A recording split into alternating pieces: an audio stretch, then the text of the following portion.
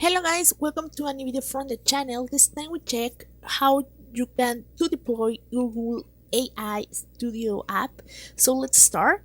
So the first one, start by downloading the source from AI Studio. This will give you a zip file to extract on your server. The content of the zip file goes to this domain here, where domain is domain for where it will run to app name, and it is the name of your application. Open the SSH terminal to connect your Linux server and go to this directory where the source is extracted. Run the commands npm install to activate the npm. This will download the required npm packages and create a node tools folder. Now run the command npm build in this folder.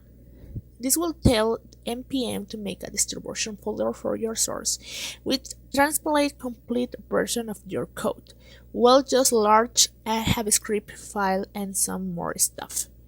Now you can use the command and put the following lines into the file that appears here and use a command to do it.